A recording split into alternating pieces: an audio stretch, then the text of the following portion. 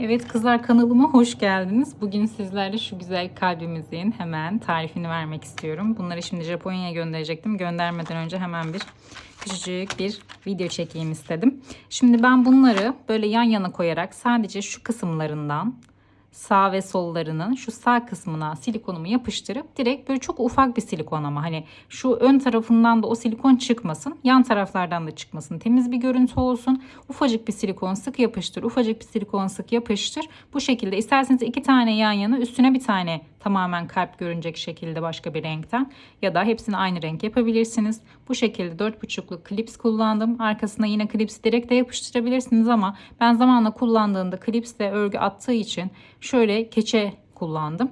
Ben şimdi size sadece kalp kısmının tarifini vereceğim. Sizler istediğiniz gibi süslemelerinizde bunları kullanabilirsiniz. Şimdi hemen başlayalım. Elimde kırmızı ipim bile kalmadı. Başka bir şeyden söktüm. Onunla yapacağım şimdi. O kadar vahim durumdayım. Hemen kargo sipariş vermem lazım iplerime. Şimdi 1,60 milimlik bir tığ kullanıyorum. Hemen kırmızı ipimi parmağıma, şöyle sihirli halkama, parmağıma şöyle doladım. Sihirli halkanın üzerinden direkt örerek yapacağız. Şöyle aldım. 4 tane zincir çekiyorum. 2 kez baş doladım. Sihirli halkanın içerisine hepsini yapacağım, bakın. İkisini birden, ikisini birden, ikisini birden çektim ve bir tane üçlü trabzan yaptım. Baş doladım 2 kez. Yine İkisini birden, ikisini birden, ikisini birden. Bu ikinci oldu. Şimdi bir tane daha yapıyorum. İkisini birden, ikisini birden, ikisini birden çektim. Toplamda zincirimle birlikte 4 tane üçlü trabzan olmuş oldu. Baş doladım bir kez. Şimdi ikili trabzan yapacağım. İkisini birden ve ikisini birden çektim. Baş doladım. Döndüm. İkisini birden, ikisini birden. Şimdi kalbimin sağ tarafı olmuş oldu. Şimdi tam şu orta kısmı şöyle tuttuğumda şu kısmını yapacağım. 2 kez baş dolayacağım. Yine sihirli halka içerisine üçlü trabzan yapacağım. İkisini birden, ikisini birden, ikisini birden çektim. Bir tane yaptım bundan. Şimdi diğer kalan kısmını yapacağım. Yine aynı burada yaptıklarımızı yapalım. Baş doladım. 2 tane ikili trabzan yapacağım. İkisini birden, ikisini birden. Baş doladım. İkisini birden, ikisini birden. Şimdi 3 tane üçlü trabzan yapacaksınız. 2 kez başını doluyorsunuz.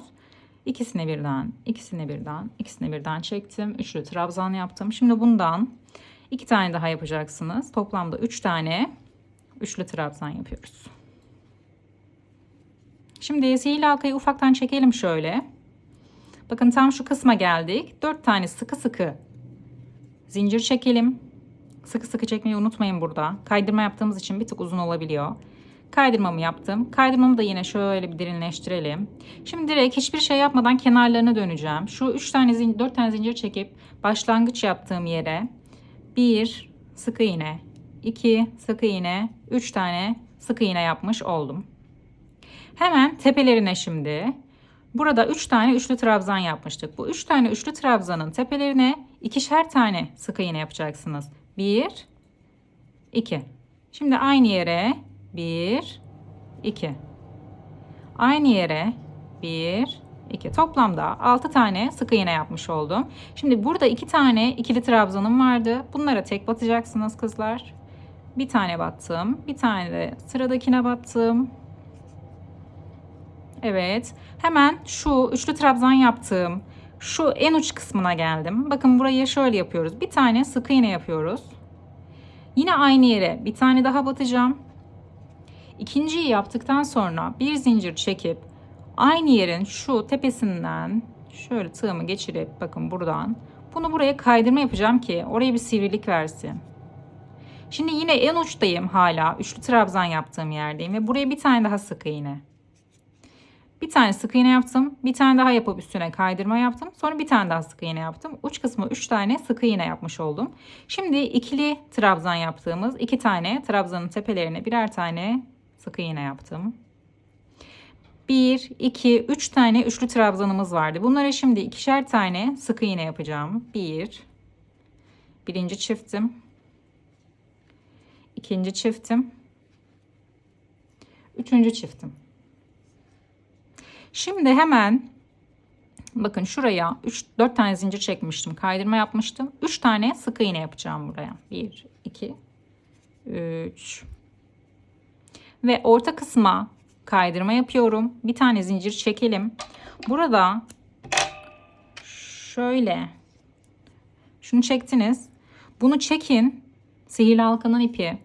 Bunu iyice çekin. Şöyle bastırarak fakat hem buradan hem buradan eşit bir şekilde şuradaki trabzanlarınızın şekli bozulmasın diye böyle ütü yapar gibi bastırın. Şimdi bunu yukarı değil aşağıya baskı yapın. Bunu da aşağıya baskı yapın ki şu tepesi derinleşsin. Derinleşirse kalbiniz daha güzel duracak. Şimdi hemen ipinizi gizleyin. Şöyle bir kere buradan almak yetmeyecek. Tekrardan aynı yerden döndürün.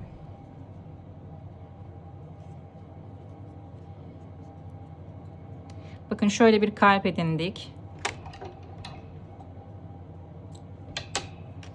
İki tane kalbim oldu. Bir tane daha hemen yapacağım ve birleştirmeyi göstereceğim. Şimdi kızlar şöyle kırmızı bir keçe buldum. Kahverengi, diğerinde kahverengi kullanmıştım şunda. Ama ortasında kahverengim var diye. Şimdi bunu direkt kırmızı yapabiliriz. Şöyle bir ovallik vereceğim.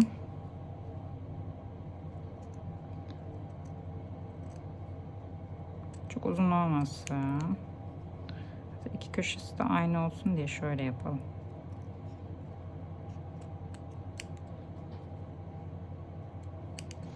Şimdi bunu ortadan katlıyorum. Bir şuradan, çok büyük olmasın, kenarlar yırtılmasın. Bir de buradan.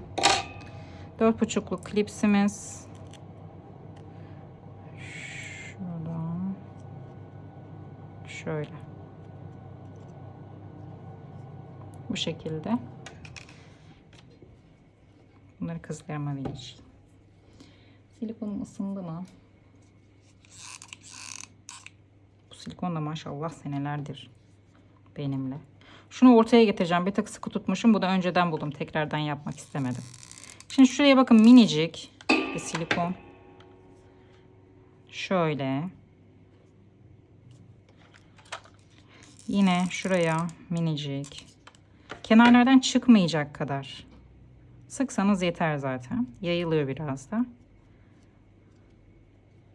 Şöyle 4,5-5 santim klipsi kaldırır diye düşünüyorum. Ama gold alacaksanız bende goldlar 4,5'luklar var.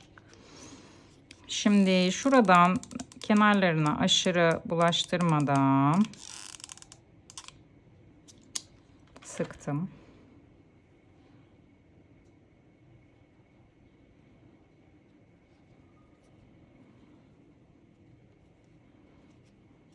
Direkt klipsi de yapıştırabilirsiniz. Ben keçeyle sabitlemek istiyorum. Bakın bu şekilde bir modelimiz oluşuyor. İnşallah sizler de bol bol yapar satarsınız. Beni izlemiş olduğunuz için hepinize teşekkür ediyorum.